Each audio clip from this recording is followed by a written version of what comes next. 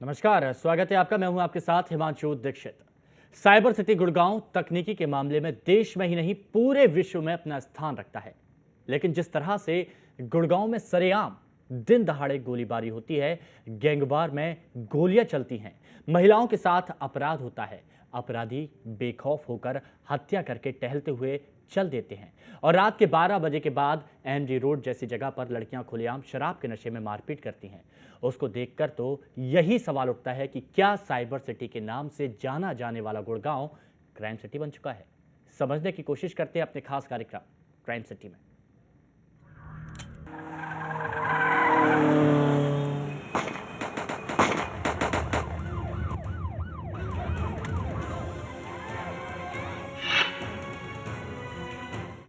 गुड़गांव में अपराधी बेलगाम हो गए हैं। पुलिस का खौफ खत्म हो गया है।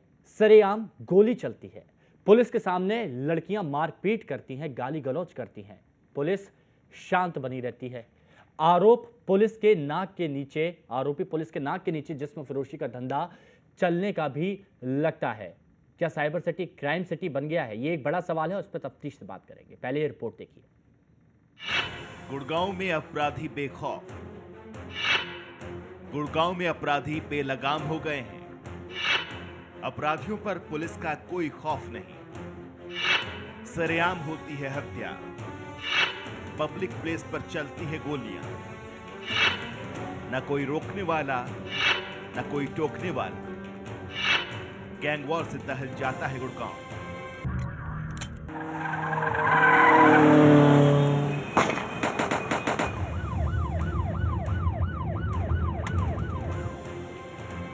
जी हां, कुछ ऐसे ही हालात हैं गुड़गांव में। सरेआम एक व्यक्ति की रेस्टोरेंट में हत्या कर दी जाती है। अपराधी मोहित झांगू नाम के युवक को कई गोलियां मारने के बाद असलाह लहराते हुए चले जाते हैं, लेकिन कोई रोकता टोकता नहीं।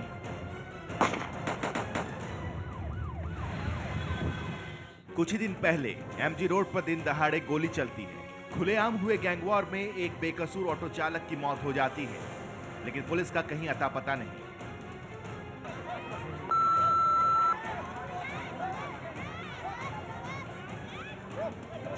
एमजी रोड मेट्रो स्टेशन पर लड़कियां दारू पीकर दंगा करती हैं, वो भी पुलिस वालों की मौजूदगी में। सूत्र बताते हैं कि इसमें देह व्यापार का भी एंगल है।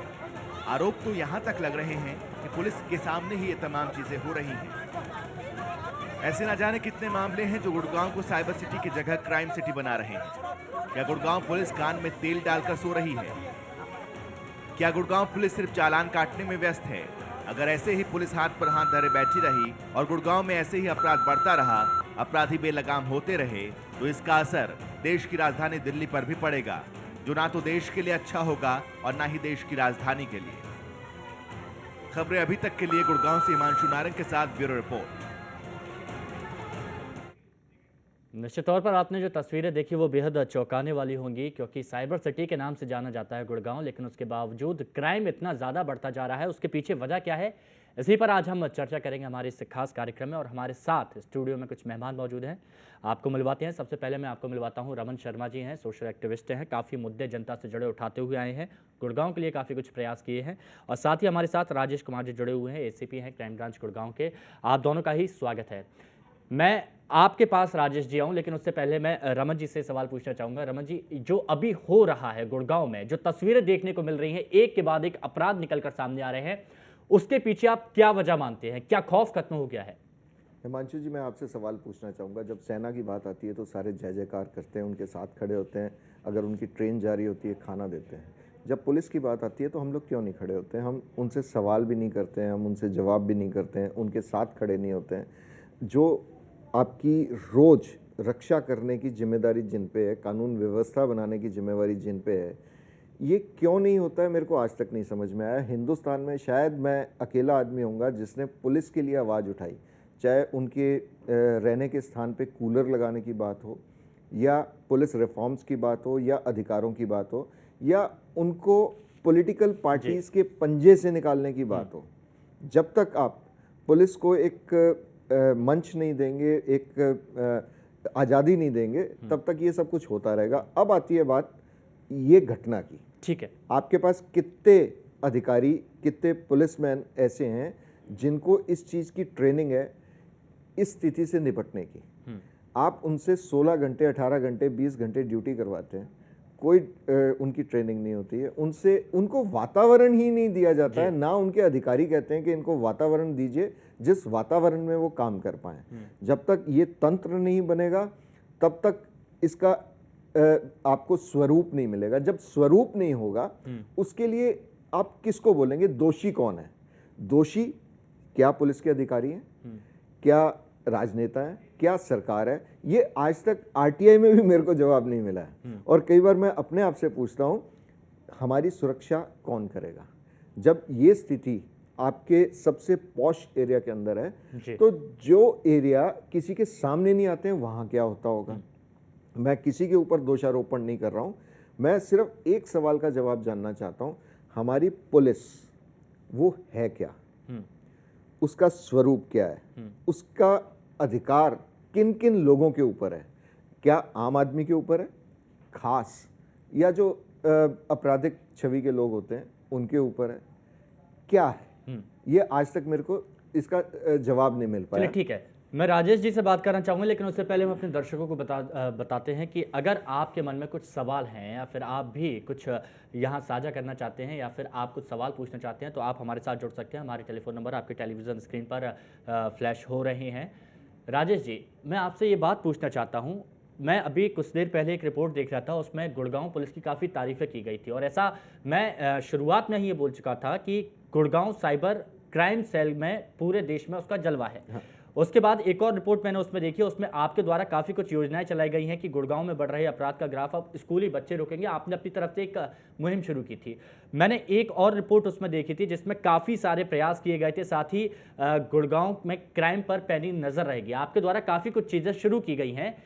इतनी सारी चीज़ें, इतनी सारी मुहिम शुरू की गई, उसके बावजूद अगर रिजल्ट की बात आती है तो रिजल्ट उतना अच्छा नज़र नहीं आ रहा। उसके पीछे आप क्या वजह मानते हैं? असल में अपराध होने की जहाँ तक बात है हिमांशु जी, के अपराध कुछ इस तरह के हैं जो ऑर्गेनाइज्ड क्राइम है, जिस तरह कहीं दारू बिकती है, कहीं सट्टा हो रहा है, कहीं जुआ हो रहा है, वो जो है जिसे पहले से रोका जा सकता है। कुछ अपराध इस तरह के, जिस तरह ये दोनों घटनाएं जिनके कंटेस्ट में आज हम यहाँ पे हैं, ये दोनों घटनाएं जैसे मर्डर की घटना है, अब ऑल ऑफ ए सडन 1.5 महीने पहले एक छोटा सा फ़ोन पे तू तड़ाक हुई, जिस तरह इन्वेस्टिगेशन में जो चीज़ सामने आई है, और उसके 1.5 महीने के बाद एक कैफ़े में इकट्ठे होते हैं दोनों पक्ष जो हैं, वहाँ पे आपस में बातचीत होती है, राजीनामा हो जाता है, पर फिर दोबारा से फिर बात करके, और जैसा वीडियो में साफ साफ है कि बिल्कुल इंटेंशनली एक आदमी को मारने की नीयत से एक गोली, फिर दूसरी गोली, फिर तीसरी गोली, फिर जब तक इसे ये नहीं हो गया साबित कि ये मर चुका है तब तक नहीं छोड़ा गया। तो ऐसे क्राइम में जैसे ही रिपोर्टिंग हुई, पुलिस इमीडिएट मौके पे पहुंची, विदिन 24 आवर्स सारे बंदे अरेस्ट हो गए, हथियार बरामद हो गए। एक और पुराना मामला भी खुल गया जो आज तक नहीं खुला था, जिसके बारे में अभी तक कोई किसी को आभास ही नहीं था। तो प्रिवेंटिव एक्शन तो उन ऑर्गेनाइज्ड क्राइम में, या पहले से एक सूचना आ गई थी, झगड़ा होने वाला, कई बार आदमी आ जाता जी मेरे को धमकी आ रही हैं, वो सारे हैं। अगर आंकड़ों को आप देखें तो गुड़गांव पुलिस में पिछले साल की बजाय इस साल 16 मर्डर कम है। अगर 1 जनवरी से लेकर और आज तक का अगर डाटा देखें तो 16 मर्डर की घटनाएं गुड़गांव पुलिस में कम है। ठीक है, आप कह रहे हैं कि गुड़गांव में अभी पहले के हिसाब से क्राइम कम हो रहा है, लेकिन रमन जी ये बात भी देखेंगे कि आप पुलिस के बारे में जिस तरह से आपने बात कही कि हाँ, पुलिस के अगर काम के बारे में बात की जाए तो ये हमने देखा है, खुद मैंने एग्जामाइन किया है, कई बार खबरें देखने को मिली हैं कि गुड़गांव पुलिस कोशिश तो कर रही है, प्रयास भी किए जा रहे हैं, लेकिन सफलता कितनी हासिल आती है ये समझ से परे है। और दूसरी बात, जो अपराधियों के मन में खौफ वाली बात कही जा रही है कि खौफ खत्म हो गया है, कभी भी सरेआम देख लीजिए एक वारदात को अंजाम दे दिया जाता है। वो खौफ बनाने के लिए क्या आपको लगता है कुछ स्पेशल करना चाहिए आउट ऑफ द ट्रैक? मेरा एक सवाल है एसीपी साहब से, जो इनके आईओ होते हैं जी, उनको इन्वेस्टिगेशन का दैनिक भत्ता 125 रुपये मिलता है। 125 रुपये में कौन सा आदमी 10 किलोमीटर रेडियस का एरिया इन्वेस्टिगेट कर लेगा और किस साधन से कर लेगा? और जो उनके रहने की सुविधा होती है वो उससे बेहतर सुविधाओं में एक मजदूर रह लेता है। मेरे कंसर्न्स दूसरे हैं। जब तक आप सक्षम पुलिस नहीं देंगे, पुलिस को आप एक सुविधा नहीं देंगे, तब तक ये जो हम जीरो क्राइम गुड़गांव की बात कर रहे हैं वो पॉसिबल नहीं है। मैं फैक्ट्स के ऊपर बात कर रहा हूँ। मैं इनके बहुत अच्छे एफर्ट्स हैं, क्राइम कम हुआ, नो डाउट अबाउट दैट, आपको पुलिस मिलती है, पर उनके लिए हो क्या रहा है? जब तक आप पूरा नहीं करेंगे, आप जैसे बाकी डिपार्टमेंट्स के अंदर पूरी सुविधाएं देते हैं, बंगलो देते हैं, जब तक पुलिस को आप ये सुविधाएं नहीं देंगे तब तक पूरा नहीं पड़ेगा। आज राजेश जी के हो सकता है 24 घंटे के एफर्ट्स हों, आपने कंट्रोल किया है, इनके जाने के बाद हो सकता है एक अधिकारी ऐसा हो जो 18 घंटे काम करे या 12 घंटे काम करे, तब ये पूरा नहीं पड़ेगा, ग्राफ आपका वहीं आ जाएगा। आपको इसको ख़त्म करना है। आप बीमारी का इलाज कीजिए, आप ये मत कीजिए कि हम इसको यहाँ तक रोक के बैठे। राजेश जी, जो सवाल यहाँ पर रमन जी ने किया उसमें ही मैं आपसे थोड़ा सा जोड़ना चाहता हूँ कि 125 रुपए की इन्होंने बात कही, लेकिन क्या सच में संसाधन की कमी आपके पास रहती है या फिर आपने इस बात की डिमांड ऊपर रखी हो? क्योंकि ये हम भी देखते हैं कि जब किसी की छुट्टी नहीं होती, जब हर कोई छुट्टी के मजे लेता है उस वक्त पुलिस भी काम करती है, लेकिन उसके बावजूद सबसे ज़्यादा दोष पुलिस को ही सहने पड़ते हैं। तो क्या संसाधन की सच में आपके पास कमी रहती है? निश्चित रूप से मैं सबसे पहले धन्यवाद करूंगा शर्मा जी का, क्योंकि जो हमारी वेदना बहुत कम लोग हैं समाज में जो समझते हैं, तो असल में ये बात सही है। अगर सबसे पहली चीज़ अगर व्हीकल पे ही आएँ, एक व्हीकल अगर थाना लेवल में जो रूरल थाने हैं उनमें 25-25, 30-30, 40-40 गाँवों का एरिया है, शहर के एरिया में भी 10, 8, 7, 10 किलोमीटर से कम रेडियस नहीं है एक थाने के पास। और व्हीकल ही देखे जाए तो एक थाने में एसएचओ के पास एक व्हीकल है और उसके बाद 1 या 2 पीसीआर या राइडर्स एक थाने के हिस्से में आती हैं। 24 थाने हैं हमारे पास, टोटल 50 पीसीआर हैं, तो 1 या 2 ही बाटें आती हैं एक थाने के। तो इसमें ये बात निश्चित है कि व्हीकल्स का अभाव है, बाकी संसाधन का अभाव। जैसे एफएसएल की टीम है पूरे गुड़गांव में, एक ही है, किसी भी जगह अगर लगातार 2 वारदात होगी तो वो दूसरी जगह वेट करके रखना पड़ता है जी वो आएगी। तो ये बात थोड़े उच्च लेवल पे अभी अब नया अवेयरनेस आ रही है, अभी नई गाड़ियाँ आ रही हैं हमारे पास, नई मोटरसाइकिल्स आ ररी हैं। जैसे कल अभी कुछ दिन पहले ही 45 मोटरसाइकिल नई मिली हैं, कल ही 3 नई टवेरा आई हैं, 2 नई और 1 बलेरो और एक और 2 गाड़ियाँ, 5 गाड़ियाँ एक साथ आई हैं। तो अब आ रही हैं, पर वो धीरे धीरे समय लगेगा। मैं इस बारे में भी जानना चाह रहा हूँ कि कुछ समय पहले जो खबर निकल कर आई थी कि आधुनिक सुविधाओं से लैस 10 गाड़ियाँ उपलब्ध कराई जाएंगी आपको, तो वो किस तरह की प्लानिंग आप एग्जीक्यूट करना चाह रहे हैं उसमें जो शर्मा जी वाली बात को अगर इसको सपोर्ट करें, उससे देख के कुछ समाजसेवी या कहेंगे कुछ जो एमएनसीज और जो कंपनी हैं वो सामने आई हैं। अभी जैसे नासकॉम ने ऐलान किया है कि 10 गाड़ियाँ जो पूरी सब सुविधाएं से सुसज्जित होंगी और भी बहुत सारी चीज़ें उन्होंने कहा है, आश्वासन दिया है कि जल्दी उपलब्ध करवाएंगे हमें। तो वो जो आएगी तो इंफ्रास्ट्रक्चर ठीक होगा तो थोड़ा सा आउटपुट भी होंगी। कुछ ना कुछ तो 2%, 10%, 5% व्हीकल है, हथियार है और जो टेक्नोलॉजी का बाकी सारी चीज़ें अगर उपलब्ध होती हैं तो उसका प्रभाव तो रहेगा, निश्चित रूप से रहेगा। बिल्कुल, इस मुद्दे पर हम लगातार बात करेंगे। वैसे हम कह रहे थे कि क्राइम सिटी बनती जा रही है गुड़गांव, और ऐसा हम क्यों कह रहे थे, तो आइए आपको सिलसिलेवार ढंग से कहानी को हम इसको आगे बढ़ाते हैं। मोहित झांगू के बारे में हम बात करते हैं। मोहित झांगू की हत्या 24 अगस्त को गुड़गांव के पालम विहार स्थित कॉर्नर कैफे में कर दी गई। वारदात की तस्वीरें सीसीटीवी में कैद हो गई। कैसे हुई मोहित की हत्या, आइए तस्वीरों के जरिए जानने की कोशिश करते हैं। स्थान गुड़गांव के पालम विहार का कॉर्नर कैफे। तारीख 24 अगस्त 2015। समय रात के 8:52।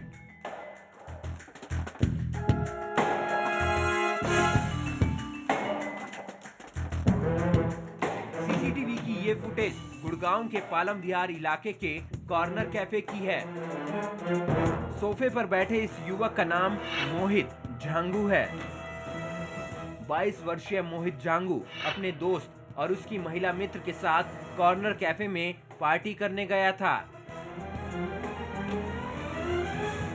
घर से निकलते समय मोहित को ये नहीं पता था कि ये उसकी जिंदगी की आखिरी पार्टी होगी, क्योंकि वो क्राइम सिटी गुड़गांव में रहता है।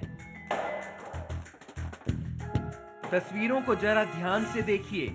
मोहित अपने दोस्त के साथ बैठा हुआ है, तभी धनवापुर के 6 बदमाश कैफे में आ जाते हैं और मोहित से झगड़ा करने लगते हैं। झगड़ा करने के बाद सभी बदमाश कैफे से बाहर चले जाते हैं और तकरीबन 20 मिनट के बाद वापस अंदर आते हैं।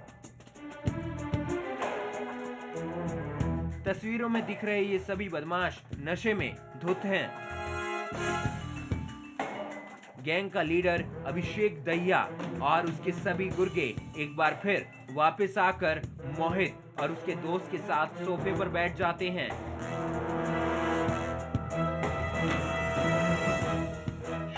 मोहित, उसका दोस्त और उसकी महिला मित्र बदमाशों को समझाने की कोशिश करते हैं, लेकिन कुछ ही देर बाद अभिषेक दहिया पिस्टल निकालकर मोहित को गोली मार देता है। कैफे में अफरा तफरी मच जाती है। बड़ी बात है कि बेखौफ बदमाश बियर की बोतलों से लगातार मोहित पर हमला करते हैं।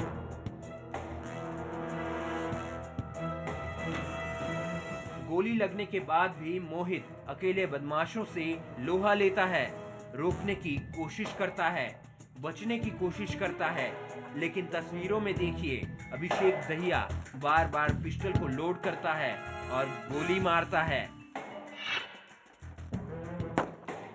जो तस्वीरों में नहीं दिख रहा है, लेकिन प्रत्यक्षदर्शियों की माने तो इनकी दरिंदगी यहीं खत्म नहीं होती और मोहित के दम तोड़ने के बाद भी उस पर लात घूंसों से हमला करते हैं और उसके बाद खुलेआम असला लहराते हुए जश्न मनाने के अंदाज में कैफे से बाहर चले जाते हैं। बदमाशों की गोलियों से मोहित की मौत हो जाती है, लेकिन सीसीटीवी की ये फुटेज कई सवाल खड़े कर जाते हैं। क्या यही है विश्व प्रसिद्ध भारत की साइबर सिटी? क्या इसी शहर को स्मार्ट सिटी बनाने की मांग की जा रही है? क्या ये शहर एनसीआर का हिस्सा है और यहाँ पर अपराधी इस तरह से बेलगाम हैं? आखिर कहाँ है गुड़गांव पुलिस और लोगों को सुरक्षा देने का उसका नारा?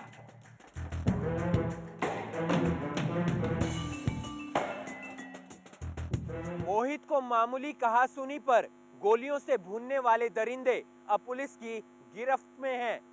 लेकिन इस घटना ने एक सवाल मानवता पर भी खड़ा कर दिया है कि क्या इंसानी जान की कीमत गुस्से के आगे कुछ भी नहीं। कैमरा पर्सन अनिल पवार के साथ हिमांशु नारंग, खबरें अभी तक, गुड़गांव। हालांकि मोहित हत्याकांड की बात की जाए तो मोहित हत्याकांड का खुलासा पुलिस ने महज 24 घंटे के अंदर कर दिया। हत्याकांड के मुख्य आरोपी अभिषेक दहिया उर्फ नीतू सहित 4 को गिरफ्तार कर लिया और 2 आरोपी अभी भी फरार है, जिसमें से बताया जा रहा है कि एक जो आरोपी है वो बचाने की कोशिश कर रहा था।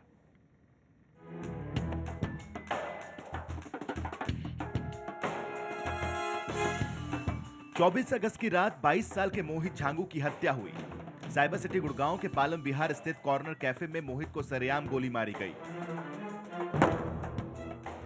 25 अगस्त को पुलिस ने हत्याकांड का खुलासा किया, सीसीटीवी फुटेज जारी किया और हत्या करने वाले अभिषेक दहिया समेत 4 अपराधियों को गिरफ्तार कर लिया। बाकी 2 आरोपी अभी भी पुलिस की गिरफ्त से बाहर हैं, जिनकी तलाश की जा रही है। पालम विहार में जो मोहित का मर्डर हुआ था उसमें 4 आदमी कल हिरासत में लिए गए थे। हमारे अपराध शाखा सेक्टर 17 ने उसमें 4 आदमी पकड़े थे। एक बसीन नाम का एक लड़का है, उसको ये जो अभिषेक है इसने फ़ोन पे किसी बात के लिए धमकाया था लगभग 1-1.5 महीना पहले। तो जो मृतक है मोहित, उसने अभिषेक को वापस कहा था कि भाई तू इसको मत परेशान कर। तो उसके लिए भाई तू हम दोनों के बीच में कैसे आया? कल ये आए थे 4-5 लड़के, वहाँ इनकी पहले बातचीत हुई है, उसके बाद फिर ये विवाद हुआ है, उसमें गोली चली है, उसमें। हत्याकांड के खुलासे पर गौर करने से लगता है कि पुलिस ने बहुत ही तत्परता दिखाई और 2 दिनों के अंदर ही 4 अपराधियों को गिरफ्तार कर लिया। लेकिन सवाल यह है कि अपराध हो जाने के बाद अपराधियों को पकड़ने में वाहवाही नहीं, वाहवाही तो तब होती जब अपराधियों के ऊपर पुलिस का खौफ रहता और वो अपराध करने से डरते। लेकिन यहाँ तो सीसीटीवी की तस्वीरों में साफ दिख रहा है कि अपराधी बेखौफ हैं, गोली मारते हैं, असलाह लहराते हैं और टहलते हुए चले जाते हैं। शायद ये तस्वीरें नहीं होती तो पुलिस इन अपराधियों तक पहुंच भी नहीं पाती, क्योंकि इस वारदात को अंजाम देने वाले अपराधी पहले भी हत्या जैसी घटना को अंजाम दे चुके हैं, लेकिन पुलिस इनका कुछ नहीं कर पाई। गुड़गांव से हिमांशु नारंग के साथ ब्यूरो रिपोर्ट, खबरें अभी तक। मोहित हत्याकांड के 4 आरोपी पुलिस के हत्थे चढ़ चुके हैं, लेकिन 2 आरोपी अभी भी पुलिस की गिरफ्त से बाहर हैं। पुलिस आरोपियों को रिमांड पर लेकर इस हत्याकांड के पीछे की मुख्य वजह तलाशने के साथ साथ बाकी आरोपियों की जानकारी लेने में भी जुटी है, ताकि बाकी आरोपियों को भी जल्द से जल्द गिरफ्तार किया जा सके। कैमरा पर्सन अनिल पवार के साथ हिमांशु नारंग, खबरें अभी तक, गुड़गांव। दिल्ली से सटे साइबर सिटी गुड़गांव में हुए 22 साल के मोहित जांगू मर्डर केस में नया खुलासा हुआ है। पुलिस के मुताबिक हत्या करने का मुख्य आरोपी अभिषेक दहिया ने जुलाई 2014 में अपनी पत्नी की शक के चलते हत्या कर दी थी और लाश गंदे नाले में फेंक दी थी, जो केस अभी तक ट्रेस नहीं हुआ था। पुलिस की पूछताछ में आरोपी ने अपनी पत्नी की हत्या का राज भी उगल दिया।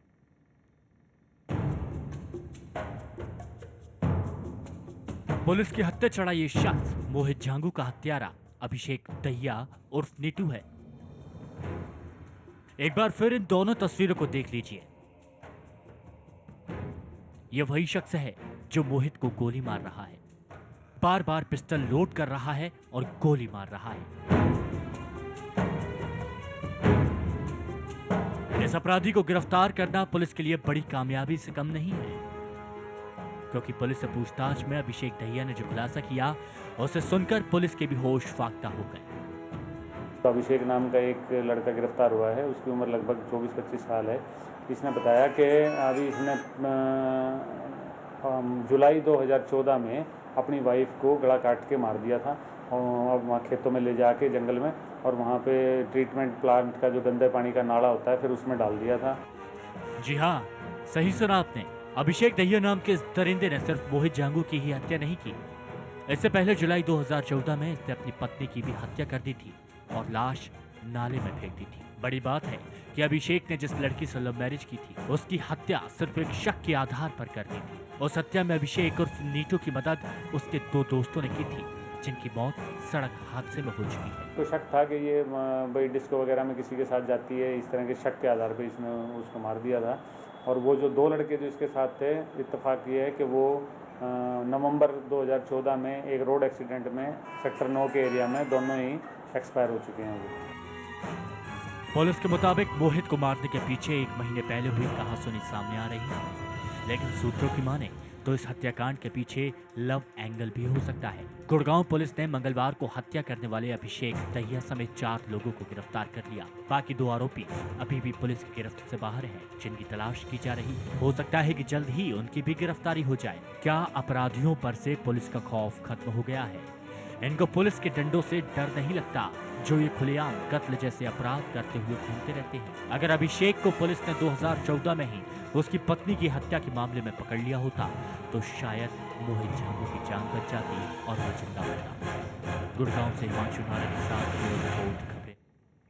जी हाँ, ये तमाम तस्वीरें आपने देखी होगी और अब सीधे चर्चा पर आते हैं और मुद्दे पर वापस लौटते हैं। राजेश जी, मैं जो पैकेज अभी चले, जो खबरें निकल कर सामने आई, उस पर मैं आपसे ये जानना चाहता हूँ कि क्या ऐसे अपराधियों की मानसिकता पहले से ही एक निर्धारित रहती है कि हाँ, उन्हें अपराध करना ही है?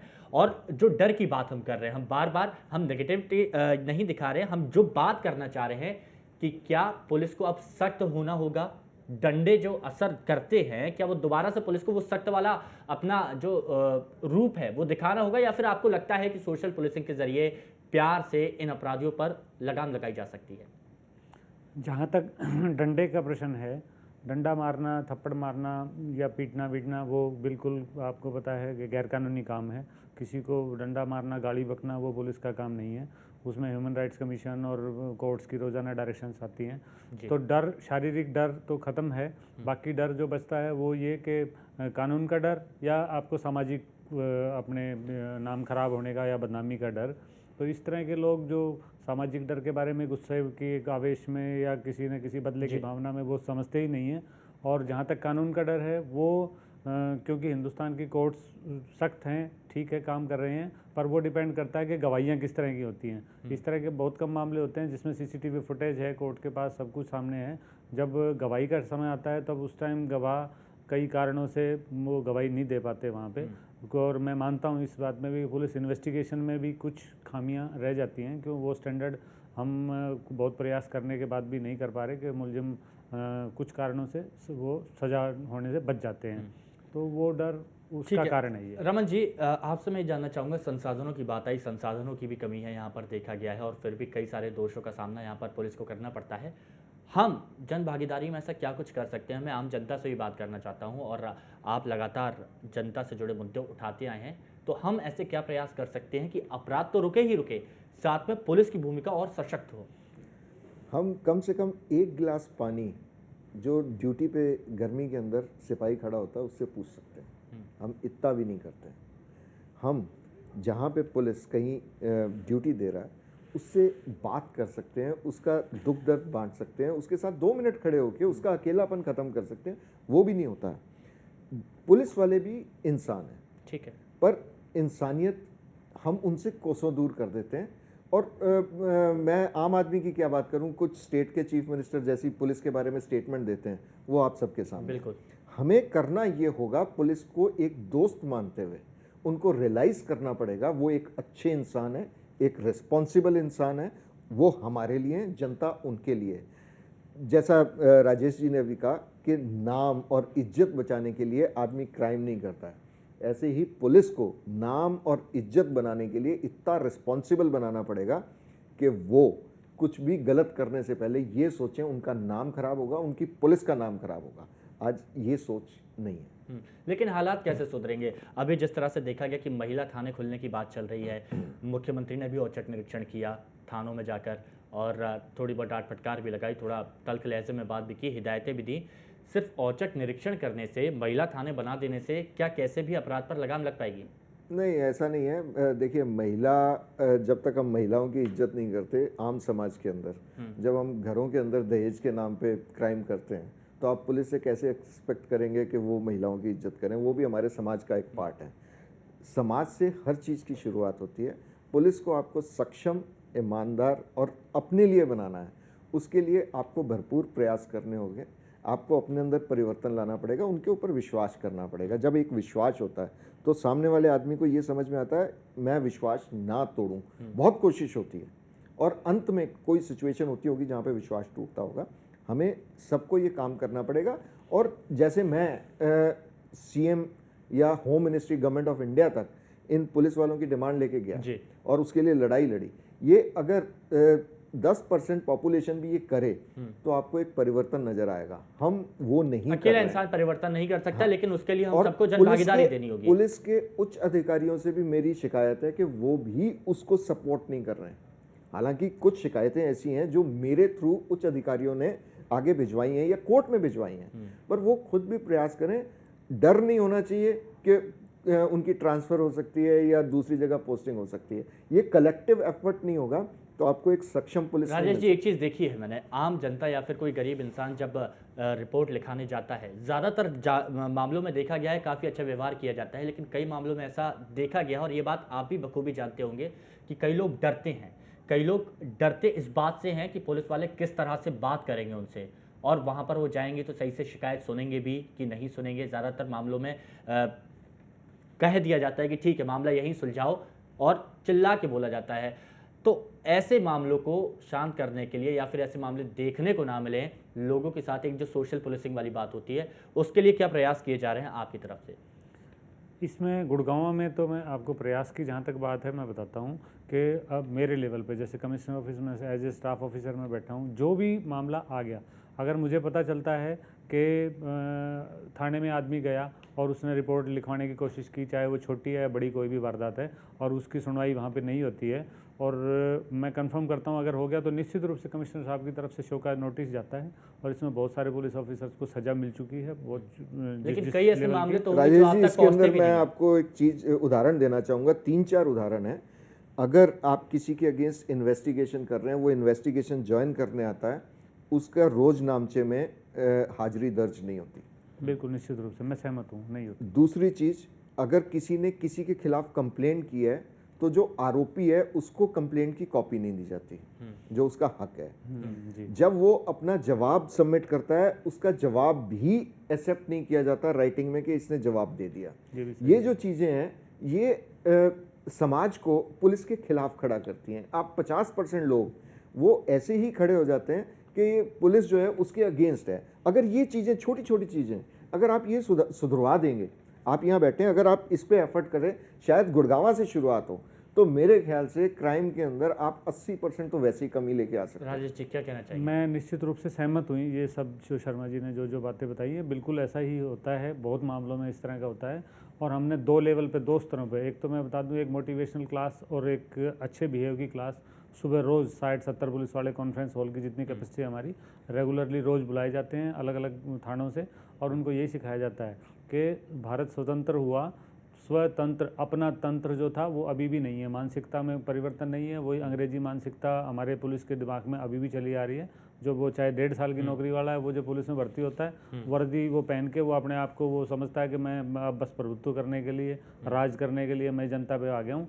और जिस दिन वो मानसिकता चेंज हो जाएगी कि मैं एक सेवक हूँ और सेवादार की तरह से मैं काम करूँ, उस दिन संवेदी हो जाएगा और काम करना शुरू कर देगा।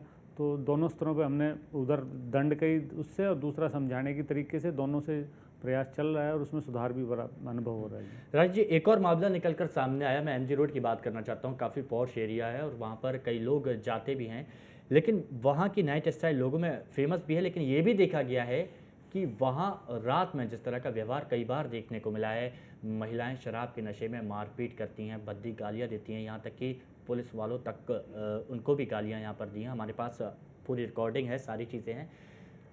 कई लोगों का ये कहना है कि पुलिस जानबूझकर इस मामले में कोई कार्रवाई नहीं करती है, रोक नहीं लगाती, उनकी आंखों के सामने सब कुछ होता है। इस मामले पर आप क्या कहना चाहेंगे? असल में अगर इसको एनालाइज करें डेटा के हिसाब से, तो मैं आपको बता दूं कि डीएलएफ जो सेक्टर 29 थाना जिसके एरिया में ज़्यादातर ये सारे हैं, एमजी रोड का जो एरिया जहाँ ये घटना भी हुई है, वहाँ इसी साल में 160 आईपीसी के, जो सरेआम दंगा करने वाली बात है, पिछले साल की बजाय डबल 42 केस दर्ज किए गए हैं। और अब तक ड्रंकन ड्राइविंग के सिर्फ उस छोटे से स्ट्रेच आधा किलोमीटर के एरिया में 72 केसेज अब तक, कि रोड पे गाड़ी में कोई शराब पी है या कोई इस तरह के। तो परंतु लोगों को, जो वहाँ ज़्यादातर लोग ऐसे हैं जो रोज़ आते हैं, पर बहुत सी संख्या वो भी है जो एक बार आया और वो दोबारा वो नहीं आता, वहाँ फिर नए लोग आते हैं। तो प्रचार, क्योंकि मेट्रोपॉलिटन है, लोग एक दूसरे को मिलके, वो गांव वाली स्थिति नहीं है कि बता दें कि वहाँ इस तरह की शक्ति होती है, वो रोज़ नए लोग फंसते हैं वहाँ पे। और ये जो घटना जिस तरह की शराब पी के या बिना शराब पी जो लड़कियाँ जिस तरह से गुत्था हो रही हैं और ये जो हो रही हैं, अब इसमें कार्रवाई करने वाली बात क्योंकि हो नहीं पाई, क्योंकि वो लड़कियां ना कोई शिकायत करने आई ना कुछ आई, वो जस्ट एक स्कफल हुई उनकी, और उसी समय जैसे पुलिस ने छुड़वाया, और महिला पुलिस की जो पीसीआर थी वो थोड़ा सा वहाँ से 50 मीटर दूर। राजेश जी, इस बारे में भी हम विस्तार से बात करेंगे, लेकिन रमन जी, जो बात अभी चल रही थी कि लोग डरते हैं पुलिस के सामने अपनी बात कहने से, उनको डर लगता है कि कहीं पुलिस वाले गलत तरीके से व्यवहार न कर दें, एक खौफ लोगों के मन में बना हुआ है पुलिस को लेकर। वो खौफ दूर करने के लिए पुलिस यहाँ पर प्रयास कर रही है। राजेश जी जैसे कह रहे हैं कि वो लगातार कोशिश कर रहे हैं, अपने ही जो महकमे में लोगों को जागरूक कर रहे हैं। क्या ये जो गैप है वो गैप कम हो पाएगा या फिर हुआ है? राजेश जी जैसे कितने ऑफिसर हैं हरियाणा पुलिस के अंदर?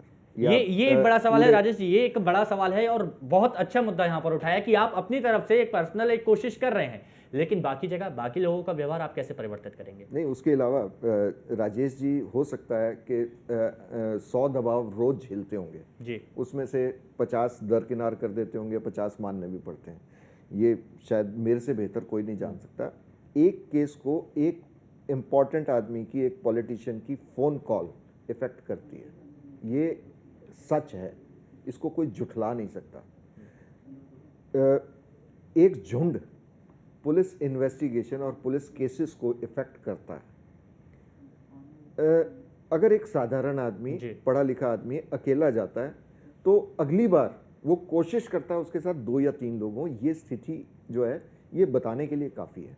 और जब तक राजेश जी जैसे 90% आज के सिनेरियो में ऑफिसर्स नहीं होंगे, ये सीन बदलने वाला नहीं है। कोर्ट केसेस चलते रहेंगे, कोई बदलाव नहीं आएगा, और इसका अंत जो है वो मैं कहना नहीं चाहता क्या अंत है, वो है। पुलिस से काफ़ी उम्मीदें की जाती हैं, और आप जैसे अगर अधिकारी हों तो निश्चित तौर पर उम्मीदें और भी ज़्यादा बढ़ जाती हैं, और उन उम्मीदों को पूरा करना पुलिस की जिम्मेदारी रहती है। लेकिन मैं यहाँ पर ये जानना चाह रहा हूँ कि जिस तरह से रमन जी बात कर रहे हैं कि एक फ़ोन कॉल दवा बना देता है, और ये भी देखा जाता है कि जो सच में गिल्टी है वो बच के निकल जाता है। कई बार ऐसी बातें निकल कर सामने आती हैं, और ये प्रैक्टिकली लाइफ में हर आम लोगों ने देखा भी होगा।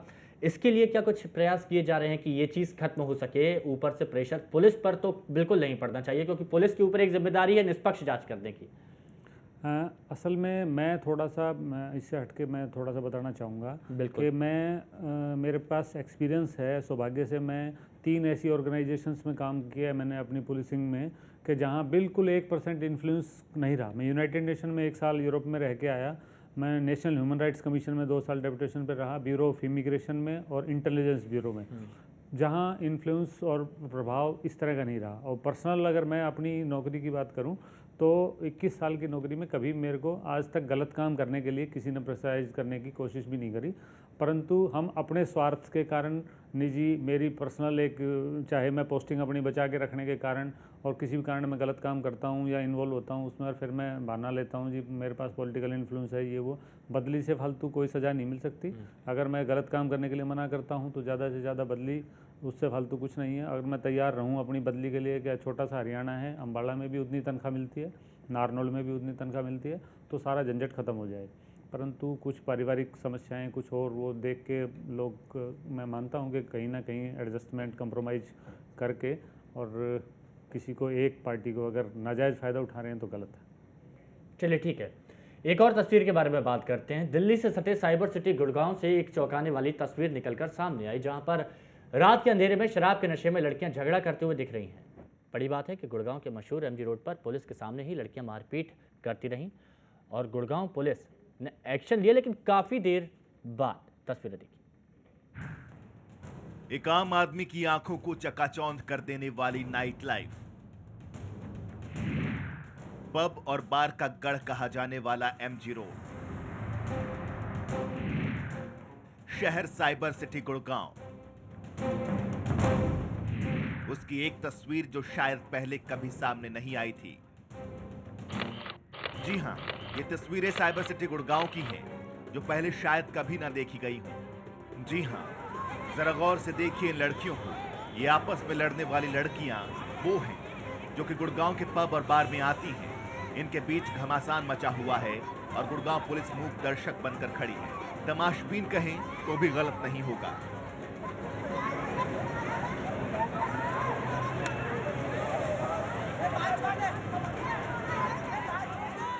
दरअसल एमजी रोड के सहारा मॉल से रात में 12 बजे पब से निकली ये युवतियां बाहर निकलते ही आपस में भिड़ गईं। जब तक पुलिस इनके पास पहुंची उससे पहले ही कैमरा इनके पास पहुंच गया, लेकिन फिर भी इनकी लड़ाई नहीं थमी, बल्कि एक दूसरे पर जोर जोर से गाली गलौज करती रही, गंदी गंदी गालियां देते हुए एक दूसरे पर लात घूंसे और थप्पड़ों की बारिश करती रही। इनके मुंह से इतनी गंदी गंदी गालियां निकल रही थी कि वो हम आपको सुना भी नहीं सकते।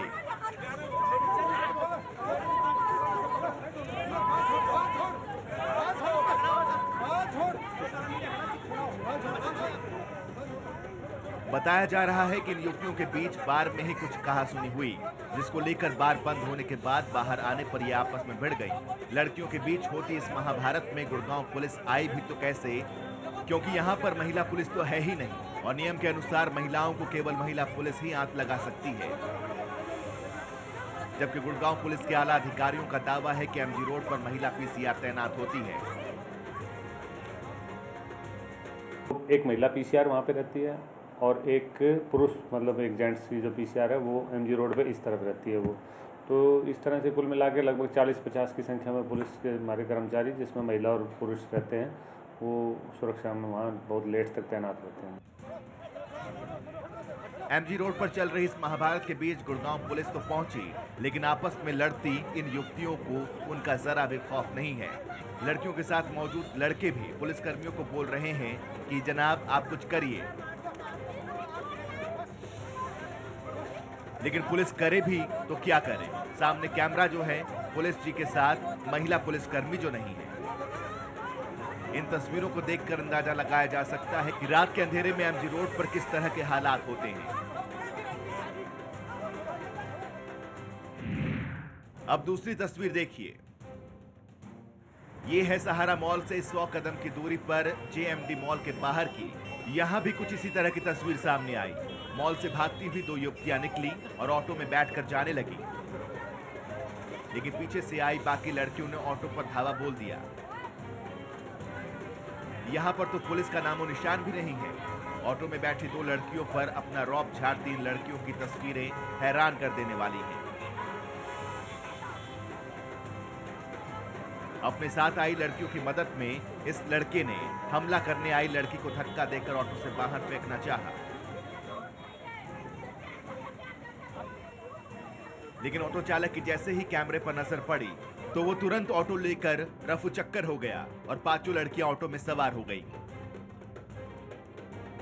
जबकि पुलिस के अधिकारी कहते हैं कि जो हाल में कोई ऐसी शिकायत भी नहीं मिली है, तो हो सकता है पहले रही हो, पर वो अब जब से ये सारी व्यवस्था सीपी साहब के निर्देश से नाके और ये सब लगाए गए हैं, उसके बाद ऐसी सूचना नहीं है। अब देखिए तीसरी तस्वीर। ये तस्वीर भी एमजी रोड की ही है। शराब के नशे में सड़क पर घूमते इस युवक को देखिए। जब पुलिस कर्मियों ने इसे जाने को बोला तो वो पुलिस वालों को पाकिस्तानी बोलने लगा।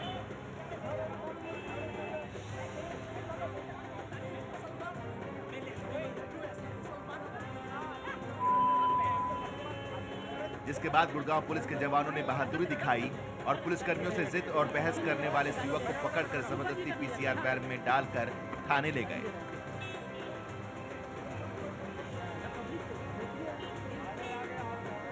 पुलिस के आला अधिकारी कहते हैं कि जो शराब के नशे में हुड़दंग करता है उसके खिलाफ पुलिसिया कार्रवाई की जाती है। गुड़गांव पुलिस रोजाना ऐसे दर्जनों लोगों को पकड़ती है। आला अधिकारी तो कहते हैं कि अगर पुलिसकर्मी सही तरीके से काम नहीं करेंगे तो उनके खिलाफ एक्शन लिया जाएगा।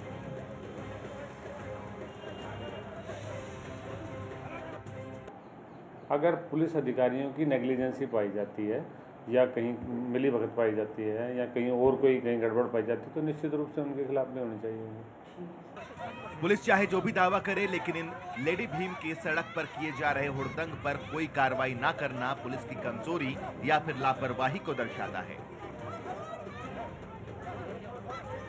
एमजी रोड पर आए दिन बड़ी बड़ी वारदातें होती रहती हैं।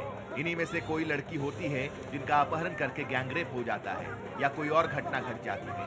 ये तस्वीरें ऐसे में टाइट सिक्योरिटी का दमखम भरने वाली गुड़गांव पुलिस की पोल खोलने के लिए काफी है। अब देखना यह होगा कि क्या गुड़गांव पुलिस इससे सबक लेती है या फिर आने वाले समय में भी इस तरह की और भी तस्वीरें देखने को मिलती हैं। खबरें अभी तक के लिए गुड़गांव से हिमांशु नारंग के साथ ब्यूरो रिपोर्ट, खबरें अभी तक। तो ये जो तस्वीर देखिए राजेश जी, इस बारे में मैं आपसे बात करना चाहता हूँ। आखिरी वाली तस्वीर में ज़रूर दिखा कि वहाँ पर लेडी पुलिस है, लेकिन महिला पुलिस पहले नहीं दिखी। पहले जो महिलाएं थी वहाँ लड़ती रहीं, गालियाँ बकती रहीं, शराब के नशे में धुत होकर लड़ रही थी, लेकिन एक भी वहाँ पर महिला पुलिस नहीं थी। जो पुरुष पुलिसकर्मी थे वही रोकने की कोशिश कर रहे थे, तो वहाँ पर क्यों मौजूद नहीं थे? या फिर आपकी नज़र में ये मामला नहीं पहुँचा? नहीं, ऐसा नहीं है। मतलब ये कोई पूर्व नियोजित झगड़ा नहीं था, और पूरे रोड के ऊपर महिला हर 5-5 मीटर पे खड़ी करना बड़ा संभव सी बात भी है। और आपने देखा होगा कि वो तो कुछ मिनट बाद ही जैसे दूसरा झगड़ा हुआ तो महिला आ गई, क्योंकि एक पीसीआर है, उसमें 3 या 4 जो लेडी पुलिस हमारी रहती हैं, एक एनजीओ और एक 2 या 3 मुलाजिम, तो वो पूरा रोड कवर करती है। तो अगर सूचना मिलती है तो 2-4 मिनट का समय तो लग भी जाता है पहुंचने में उनको। तो ऑल ऑफ ए सडन एकदम झगड़ा हुआ, और मेल पुलिस जो नज़दीकी मौजूद थी, अगर बाय द वे वो दूर होते तो हो सकता है उनको भी पहुंचने में 5 मिनट लग जाते। लेकिन वहाँ पर जो कैमरामैन खुद मौजूद थे, मीडिया के जो लोग वहाँ पर मौजूद थे, उनका खुद देखना है कि वहाँ पुलिस मौजूद नहीं थी, महिला पुलिसकर्मी वहाँ पर मौजूद नहीं थी। आपकी पीसीआर वैन वहाँ पर खड़ी थी, लेकिन महिला पुलिसकर्मी वहाँ मौके पर मौजूद नहीं थी। असल महिला पुलिस उस एमजी रोड पे रहती है, एक पीसीआर है, वो निश्चित रूप से रहती है। जैसे दूसरा झगड़ा भी उसी समय ही कवर हुआ है, तो ऐसा तो है नहीं घर से बुला ली जाएगी 2-4 मिनट में, पर वो उसमें क्योंकि समय बुलाने में आने में 2-4-10 मिनट का हो सकता है समय लग गया होगा, क्योंकि उस रोड पे रहती हैं तो कई बार आगे पीछे घूम के गाड़ी जैसे आ गई, कभी एक राउंड मार के आ गई, संभव है। करीब 32% शॉर्टेज ऑफ स्टाफ है पुलिस। स्टाफ की ही मैं बात करना चाह रहा था, और आपने स्टाफ की ही बात उठा दीजिए। और जो संसाधन है वो भी मैच नहीं करते हैं। और एक तरफ हम उम्मीद करते हैं कि विदेशों में जो पुलिस की कार्य प्रणाली होती है वैसी हमारी भी कार्य प्रणाली हो जाए। और जो अपॉइंटमेंट है उसके अंदर तो धांधलियाँ भी हैं, और उसके ऊपर कई सवाल उठे, और मैं उसकी पिटीशन प्रेसिडेंट ऑफ इंडिया और ऑनरेबल गवर्नर के पास लेके गया था। उसके ऊपर रिप्लाई आया है, अभी फाइनल एक्शन होना बाकी है। ये सारे जो प्रोसेस हैं ये पॉलिटिशियंस करते हैं, चाहे वो सीएम ऑफिस से होता है, चाहे होम मिनिस्टर से होता है। इसके ऊपर जब तक आम जन दबाव नहीं बनाएगा कि हमारे को neat and clean appointment policeman की चाहिए, जो कांस्टेबल्स हैं पर्टिकुलरली, और उनकी प्रॉपर ट्रेनिंग होने के बाद उनकी पोस्टिंग हो। बगैर प्रॉपर ट्रेनिंग के उनकी पोस्टिंग होती है। उनको ये नहीं पता होता हमारे को संभालना क्या है, हमारे को जिम्मेवारी क्या दी जाएगी। वो एक सुपर कॉप हो जाते हैं, उनको इन्वेस्टिगेशन भी दे दी जाती है, ट्रैफिक का भी चार्ज दे दिया जाता है, तो तरह तरह के चार्ज दिए जाते हैं। सो इस स्थिति को निपटने के लिए हमको बदलना पड़ेगा, और उस बदलाव लाने के लिए पॉलिटिशियंस के ऊपर हमें दबाव बनाना पड़ेगा, और उसमें हमें जो पुलिस के उच्च अधिकारी हैं उनका साथ चाहिए, फैक्ट्स चाहिए जो हमारे पास जल्दी आ जाए। मैंने 2011 में आरटीआई डाली थी, पोस्टिंग ऑफ विमेन पुलिस। उसका जवाब मेरे को नवंबर 2013 में मिला था। आप क्या लड़ाई लड़ेंगे? दिक्कत ये है कि सच सामने आने में बहुत समय लगता है, और ये मिलजुल के आपको करेक्ट करना पड़ेगा। जो सभ्य महिलाएं अभी लड़ रही थी, ये आपके सामने गुड़गांव की तस्वीर है। अगर वहाँ पे मेल पुलिस उनको मारती या हटाती तो एक नया तो शायद बखेड़ा खड़ा मीडिया, होता। हम खुद ही कहेंगे कि हम ही इस बारे में शायद पुलिस पर कई सारे आरोप लगा देते हैं। लेकिन अब ये सब जो भी चीज़ फैली हुई है, ये सब समेटेंगे कैसे, सही कैसे होगा? क्योंकि कोशिश हो रही है, और कोशिश हो भी रही है कि नहीं हो रही है ये कहना मुश्किल है, क्योंकि उसके रिजल्ट नहीं दिख रहे हैं। और जो ऊपर से कोशिश की जानी चाहिए, एक जो पूरी पुलिस की कार्य प्रणाली को सुधारने में, साथ ही अपराधों पर लगाम लगाने में, वो कोशिश कहाँ से कमी हो रही है उसमें? पुलिस रिफॉर्म्स ले आइए, उसके अंदर सब कुछ है। आपकी पुलिस बेहतरीन हो जाएगी। अगले 5 साल के अंदर अगर आ जाता है तो 5 साल लगेंगे आपको वो वैसी पुलिस, अमेरिका से भी बेहतर पुलिस देखने के लिए। क्योंकि हमारी जो पुलिस है, जो भारतीय नागरिक हैं जो पुलिस में आते हैं, वो बहुत जल्दी संतुष्ट हो जाते हैं, और एक गौरव महसूस करते हैं कि हमने वर्दी पहन रखी है। काम करने में सबको गौरव महसूस होता है। आप उनको रिस्पॉन्सिबल बनाइए, इज्जत दीजिए, आपको प्रोटेक्शन मिलेगी। और पुलिस का नाम मेरे को कभी भी पसंद नहीं आया। आप उनका नाम या तो रक्षक रखिए या सेवक रखिए, आपको फ़र्क महसूस होगा। राजेश जी, एक बात यहाँ पर मैं आपसे पूछना चाहूँगा। जैसे आप नई नई कुछ कोशिशें करते हैं, अपराध कम हो और लोगों के बीच में आप जगह बना सकें, उनके दिल में जगह बना सकें, इस बार आपकी नई कोशिश क्या होगी जिससे लोगों के बीच में एक दिल में जगह तो बना ही सकें, साथ ही साथ अपराधों पर लगाम लगाई जा सके? शायद मैं भी चाहूँगा कि दोबारा इस तरह से हमें यहाँ पर नहीं बैठना पड़े और आप पर आरोप नहीं लगाने पड़े, लेकिन अगली कोशिश आप क्या करेंगे? इसमें अभी कुछ एनजीओज ने संपर्क किया है सौभाग्य से हमें ही, और उन्होंने एक स्कूल लेवल, कॉलेज लेवल और सामाजिक लेवल पे घरों में जा के बात करने का हमारे साथ में शुरू किया है काम। वो जल्दी शुरू करने वाले हैं कि थोड़ा सा परिवार लेवल पे भी इस चीज़ का एक मैसेज जाए कि जो यंगस्टर्स हैं, आज देश उन्नति कर रहा है, मॉडर्नाइजेशन हो रही है, पैसा आ रहा है, सब कुछ है, पर साथ में थोड़ा सा अपने अपने बच्चों को भी सब संभाल के रखें कि भाई रात को बच्चा जा रहा है, लेट जा रहा है, कहाँ से जा रहा है, कहाँ आ रहा है, क्या करता है। थोड़ा सा माँ बाप की जिम्मेवारी भी साथ में जुड़े, और पुलिस और पब्लिक के बीच का जो गैप है, जो हमारे को समाज का एक अलग हिस्सा माना जाता है, उसमें हम भी थोड़ा सा सुधार करें। बिल्कुल, समाज का अलग हिस्सा आप बिल्कुल नहीं हैं, आप समाज के ही एक अभिनव हिस्सा है। लेकिन मैं ये आपसे जानना चाह रहा था, जैसे देखा जाता है कि दूर शहरों से, बाहर के शहरों से गुड़गांव में लोग बाग रहने के लिए आते हैं, कई छात्र यहाँ पर पढ़ने के लिए आते हैं, तो जो हॉस्टल्स हैं और जो पीजीज हैं जहाँ बाहर के लोग रहते हैं, क्या वहाँ पर आपकी चेकिंग होती है या फिर उनका जो भी रिकॉर्ड है वो खंगाला जाता है? वैसे रेगुलरली निश्चित रूप से होती है, क्योंकि थाना लेवल पे एसएचओज को समय समय पर निर्देश दिए जाते हैं कमिश्नर साहब के ऑफिस से कि भाई वो किराएदार की वेरिफिकेशन करवानी है, सर्वेंट वेरिफिकेशन करवानी है, पीजीज में जो बच्चे रहते हैं उनकी वेरिफिकेशन करवानी है, वो करवाते रहें। पर वो लिमिटेड रिसोर्स वाली बात आती है। थाने में अगर मैन पावर की बात करें तो कांस्टेबल से 5, 7, 10 थाने, एक थाने में उससे ज़्यादा नहीं है।